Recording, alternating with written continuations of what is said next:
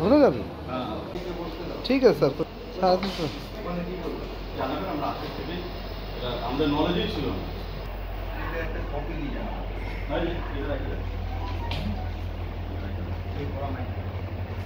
খেয়াল করে তারা আবার যাতে ধরা না পড়ে, মানে যারা যে ক্যাডার করে তারা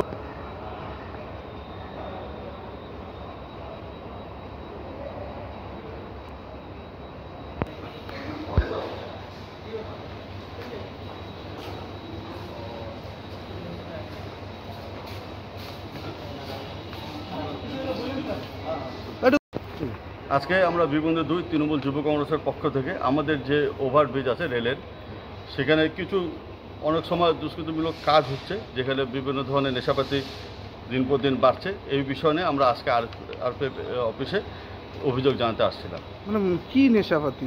নেশাপাতি বলতে হচ্ছে মদ খাওয়া, ওইখানে বোতল ভাঙাভাঙি করে, মদ খাওয়া, ওইখানে মদের বোতল যেগুলো থাকে ওগুলো সব রেলিংয়ের উপরে রেখে দেওয়া হয়। তাতে সাধারণ মানুষের অনেক অসুবিধা হচ্ছে, কারণ আপনারা সকলেই জানেন যে ওই ওভারব্রিজে সাধারণ মানুষ থেকে আরম্ভ করে ফ্যামিলিগত সব ধরনের মানুষ ওখানে হাঁটাচলা করে। এইভাবে যদি নেশার উপদ্রব দিন পর দিন বাড়তে থাকে, এখানে সাধারণ মানুষের আরও অশান্তি ভোগ করতে হবে। এই জন্যই আজকে আমরা আরপিএফ অফিসে বীরবন্ধু 2 তৃণমূল যুব কংগ্রেসের পক্ষ থেকে আমরা এখানে একটি অভিযোগ দায়ের করে গেলাম। তো আমাদের এখন পর্যন্ত কোনো চোখে পড়েনি, যদি আগামী দিনে যদি চোখে পড়ে এই বিষয় নিয়ে আমরা সরব হব।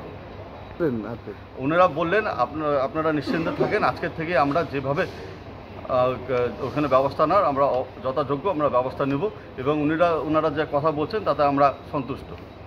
আপনার নাম পরিচয়টা? আমার নাম টুকা দাস, আমি বীরবন্ধু 2 তৃণমূল যুব কংগ্রেসের সভাপতি।